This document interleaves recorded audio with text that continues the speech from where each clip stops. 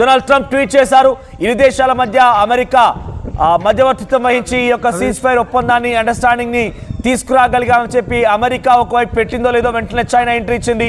China కూడా మేము India Pakistan మధ్య మధ్యవర్తిత్వం వహిస్తామని చెప్తోంది. ఒకవైపు పాకిస్తాన్కి యుద్ధ సామాగ్రిని, పాకిస్తాన్కి మిసైల్ని, పాకిస్తాన్కి డ్రోన్స్ని సప్లై చేస్తేనే మరోవైపుగా ఇరు దేశాల మధ్య మేము కొంత సంయమనం పాటించమని కోరుతున్నాము, ఇరు దేశాల మధ్య పీస్ని మెయింటైన్ చేయమని కోరుతున్నాము, ఇరు దేశాల మధ్య మేము మధ్యవర్తిత్వం వహిస్తామని చెప్పి మళ్ళీ కారు కూతలు పిచ్చి కూతలు కూస్తూ తప్పుడు సమాచారం అందజేస్తోంది. ఇక lieutenant governor Jammu Kashmir lieutenant governor Manoj Sinha react అయ్యారు. ఆయన కూడా వెంటనే సివిల్ సొసైటీ మొత్తం అలర్ట్గా ఉండండి, అందరూ కూడా అలర్ట్గా ఉండాల్సిన అవసరం ఉంది, ఇంకా కాల్పులకు పాల్పడే అవకాశం ఉందని చెప్తున్నారు. ఇక UK, Saudi Arabia, European countries అన్ని కూడా సీజ్ ఫైర్ అనౌన్స్మెంట్ని స్వాగతిస్తున్నాం, ఇరు దేశాల మధ్య చర్చలు జరిపించండి, సీజ్ ఫైర్కి అందరూ ఒక అండర్స్టాండింగ్ రూపంలో మంచి రిలేషన్స్ కోసం మీరు సీజ్ ఫైర్ మెయింటైన్ చేయండి అని చెప్తున్నారు.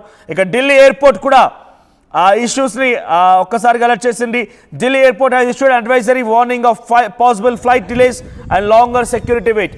సో చాలాసేపు వరకు కూడా సెక్యూరిటీ చెక్స్ ఉంటాయి కాబట్టి ముందస్తుగా అక్కడికి చేరుకోవాలని చెప్పి ఢిల్లీ ఎయిర్పోర్ట్ నుంచి కూడా సమాచారం అందుతోంది.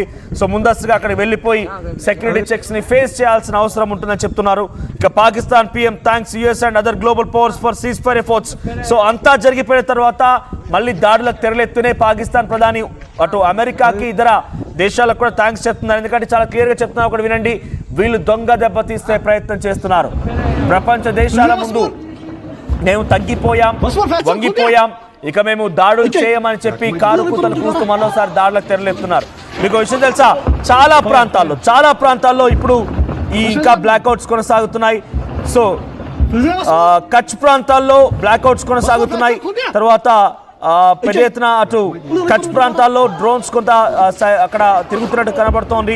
కచ్ ప్రాంతాల్లో గుజరాత్తో, తర్వాత రాజస్థాన్, జోధ్పూర్, జైసల్మర్ ప్రాంతాల్లో, తర్వాత పూణే ఎయిర్పోర్ట్లో కూడా బ్లాక్అవుట్స్ కొనసాగుతున్నాయి, డ్రిల్స్ కొనసాగుతున్నాయి. సో ఇట్లా చాలా చోట్ల పంజాబ్ లాంటి ప్రాంతాల్లో, తర్వాత జమ్మూ కాశ్మీర్ లాంటి ప్రాంతాల్లో ఇవన్నీ కూడా బ్లాక్అవుట్స్ కొనసాగుతున్నాయి. జమ్మూ కాశ్మీర్లోని అనంతనాగ్లో కూడా బ్లాక్అవుట్స్ కొనసాగుతున్నాయి. అంటే ప్రజలే స్వచ్ఛందంగా అక్కడ బ్లాక్అవుట్స్ ని కంటిన్యూ చేస్తున్నారు. ఒకసారి నిన్న రాత్రి కూడా పాకిస్తాన్ దొంగ దెబ్బతీసింది, మళ్ళీ డ్రోన్స్ ని ప్రయోగించి ఒకసారి దృశ్యాలను చూద్దాం.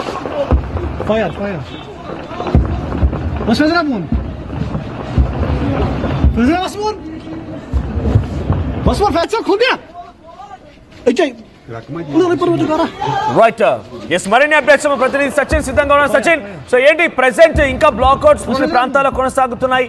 సో ఆ బ్లాక్అవుట్ స్వచ్ఛందంగా పబ్లికే పాటిస్తున్నారు. సో ఈ కాల్పుల విరమణకు సంబంధించి పాకిస్తాన్ ఉల్లంఘించింది, ఆ తర్వాత విక్రమిస్తే కూడా మేము డీజీఎంఓతో సంప్రదిస్తామంటున్నారు. సో ఇప్పుడు కాల్పుల విరమణ అమల్లో ఉన్నట్టా లేనట్టా, అసలు ఏం జరుగుతోంది, పాకిస్తాన్ ఎలా రిటిలియేట్ చేస్తోంది, పాకిస్తాన్ ఎలా మన పైన మళ్ళీ దాడులకు తెరలేపుతోంది?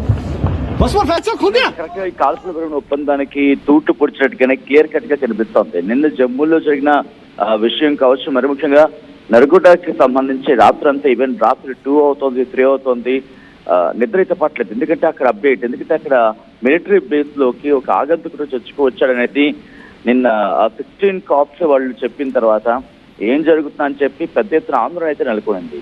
బట్ దాని మీద ఐ థింక్ ఈ రోజు వాళ్ళు మనకి క్లారిటీ ఇచ్చే అవకాశం ఉంది. నిన్న అర్ధరాత్రి, అంటే దాదాపుగా ఇంకా అర్ధరాత్రి అనుకోవాలి, ఎందుకంటే మన టెలికాస్టింగ్ అయిన తర్వాత కూడా విక్రమ్ మిశ్రీ ఒక మీటింగ్ ప్రెస్ బ్రీఫ్ పెట్టాల్సి వచ్చిందంటే దాని ఇంటెన్సిటీ అర్థమవుతుంది. But coming to the point, మీరు అనేది ఇక్కడ పంజాబ్కి సంబంధించి ఇప్పటికీ కూడా ఇప్పుడు కొద్దిసేపు క్రితం ఐ థింక్ అమృత్సర్లో అనుకుంటా సైరన్స్ మోగుతున్నాయి, అక్కడ డ్రోన్స్ కి సంబంధించి కనిపిస్తున్నాయి అనేది కొంతమంది సోషల్ మీడియాలో పోస్ట్ చేయడం జరుగుతోంది. సో దీని మీద ఇంకా కన్ఫర్మేషన్ రావాల్సింది, అఫీషియల్ కన్ఫర్మేషన్. అయితే బహుశా నేను అనుకోవడం ఏంటంటే, director general of military operations DGMO స్థాయి అధికారులు రేపు 12 గంటలకు మీటింగ్ కాబోతున్నారు. అది 12 అన్నారు, ఎగ్జాక్ట్ గా అంటే నైట్ ఎగ్జాక్ట్ గా 12 o'clock లేకపోతే మధ్యాహ్నం 12 గంటలకు అనేది బహుశా కొంచెం క్లారిటీ కావాలి. అండ్ నేను బహుశా అనుకోవడం ఏంటంటే, అది దానికోసం వెయిట్ చేస్తున్నారు. డైరెక్టర్ జనరల్ మిలిటరీ ఆపరేషన్ ఆ స్థాయి వ్యక్తులతో మీటింగ్ అయిన తర్వాత భారత్ తన క్లియర్ కట్ ప్రణాళికలు చెప్పే అవకాశం ఉంది. ఇక్కడ మాత్రం క్లియర్ కట్ గా కనిపిస్తోంది, సీజ్ ఫైర్ వైలేషన్ అనేది పాకిస్తాన్ చేస్తుందని చెప్పి. పాకిస్తాన్ ఏముంటుంది, లేదు భారత్ చేస్తుందంటుంది. కానీ పాకిస్తాన్కి అర్థం కావాల్సింది ఏంటంటే, ఎప్పుడైతే నిన్న రాత్రి ప్రధాని షహబాజ్ షరీఫ్ విక్టరీని ప్రకటించుకున్నాడో దానికి ఆటోమేటిక్గా తూట్లు పొడిచినట్టే. ఎందుకంటే కనుక ఇక్కడ భారత్ ఒకటే చెప్పింది. ఏమన్నాడు డొనాల్డ్ ట్రంప్ ఏమన్నాడు, ఇటు భారత్కి పాకిస్తాన్కి మధ్యవర్తిత్వం వహించాను, ఇద్దరు ఒప్పుకున్నారన్న తర్వాత ఇక్కడ ప్రధాని షహబాజ్ షరీఫ్ బంకర్ నుంచి బయటకు వచ్చిన దొంగ నేను విజయం సాధించాను అన్నట్టు చెప్పడం హాస్యాస్పదంగా కనిపిస్తోంది. సో ఇది క్లియర్ కట్ గా ఒక విధంగా చెప్పాలంటే సీజర్ వైలేషన్ కి పాల్పడినట్టే ఆయన స్టేట్మెంట్స్ కూడా. ఎందుకంటే ఒక ప్రధాన స్థాయిలో ఉన్న వ్యక్తి అలా మాట్లాడడం సమంజసం కాదనేది క్లియర్ కట్ గా మనకు అర్థమవుతుంది. At again coming to the Punjab కి సంబంధించి కొద్దిసేపటి క్రితం రాత్రి జమ్మూ కాశ్మీర్ లో అట్ ద సేమ్ టైం నరుగుట మిలిటరీ బేస్ కి సంబంధించి ఇది నేనన్న మాట కాదు, మరి ముఖ్యంగా సిస్టీవింగ్ కాప్స్ ఆ ట్వీట్ కూడా నేను మీకు చదివించే ప్రయత్నం చేస్తాను. ఎందుకంటే రాత్రి అక్కడ ఎటువంటి ఉద్రిక్త వాతావరణం ఉంది అనేది మనకి క్లియర్ కట్ గా దాంట్లోనే అర్థమైపోతుంది. దాంట్లో అక్కడ ఉన్న సిచ్యువేషన్ ఏంటంటే కనుక వాళ్ళు ఏమైనా మెన్షన్ చేస్తారంటే ఆ noticing suspicious movement near the perimeter alert sentry at Nagrota military station issued a challenge leading to a brief exchange of fire with the suspect. Sentry sustained a minor injury. Search operations are underway to track the intruders. అంటే ఒక ఆగంతుకుడు చొచ్చుకొచ్చాడు, ఒక ఆగంతుకుడు మన military air base లోకి చొచ్చుకెళ్లేందుకు ప్రయత్నం చేశాడు. Search operations అయితే continue అయ్యాయి. ఒక మన సైనికులకి గాయాలు కూడా అయ్యాయి అనేది అంతున్న సమాచారం. అయితే దీని మీద ఇంకా పూర్తి స్థాయిలో, ఎందుకంటే ఇది రాత్రి అరౌండ్ 11:30-12 ఆ ప్రాంతాల్లో వీడియో ట్వీట్ చేయడం జరిగింది.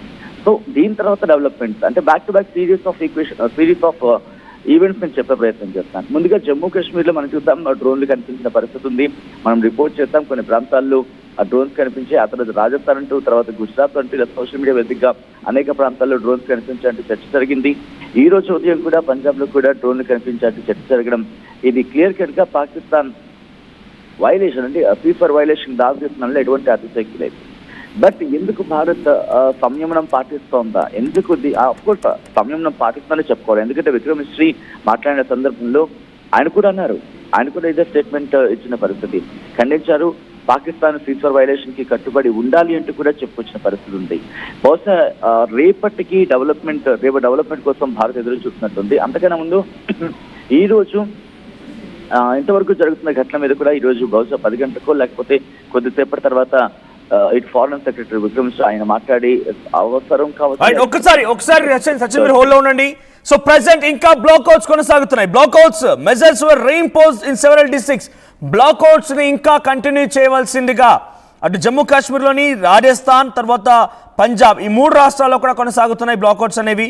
సో ఈ 3 రాష్ట్రాల్లో ఇంకా కంటిన్యూ చేయాల్సిందిగా ఆయా రాష్ట్రాలు నిర్ణయించి తీసుకొని తెలుస్తోంది. సో ప్రెసెంట్ అటువైపు నుంచి పాకిస్తాన్ వాయిలేట్ చేస్తూ వస్తోంది. సీజ్ ఫైర్ ని వాయిలేట్ చేయడం వల్ల వాటిని మేము మళ్ళీ కంటిన్యూ చేస్తున్నామని చెప్పి పంజాబ్, రాజస్థాన్, జమ్మూ కాశ్మీర్ చెప్తున్నాయి. So blackout was imposed in Srinagar, Jammu సిటీలో, కత్వా, నగ్రోటా ఇటువంటి ప్రాంతాల్లో కొనసాగుతున్నాయి. ఇక పతన్కోట్ లో కూడా ఈ యొక్క బ్లాక్అవుట్స్ కొనసాగుతున్నాయి. పతన్కోట్, ఫిరోజ్పూర్ లో పంజాబ్ లో కొనసాగుతున్నాయి. జైసల్మర్, బర్మెర్ లో కూడా ఈ బ్లాక్అవుట్స్ కొనసాగుతున్నాయి. బ్లాక్అవుట్స్ అనంటే పబ్లిక్ ఎవరు కూడా క్రౌడ్ ప్లేసెస్ కి రాకూడదు, పెద్ద ఎత్తున క్రౌడీగా ఉన్న సిచ్యువేషన్ ని వారంతా కూడా ఫేస్ చేయకూడదు, సైలెంట్ గా ఇంట్లో ఉండిపోవాలి. ఎమర్జెన్సీ అయితే తప్ప, ఎక్స్ట్రీమ్లీ ఎమర్జెన్సీ అయితే తప్ప ఎవరు కూడా బయటికి రావాల్సిన పని లేదు.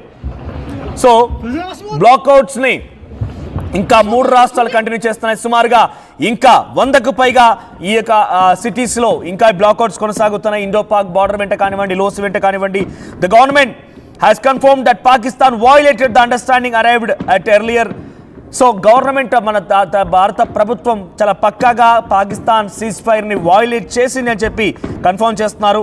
So foreign secretary Vikram Misri చెప్తున్నారు ఈ మాట. Arm forces are giving an adequate and appropriate response to these violations. మన భారత ఆర్మీ కూడా దీనికి సరైనటువంటి రీతిలో జవాబిస్తోంది. అన్ని రకాలుగా మేము కూడా వాటిని తిప్పి కొడుతున్నామని చెప్పి విక్రమ్ మిశ్రీ అంటున్నారు. సో కండిషనల్ సీజ్ ఫైర్, ఎటువంటి కండిషన్స్ లేవు.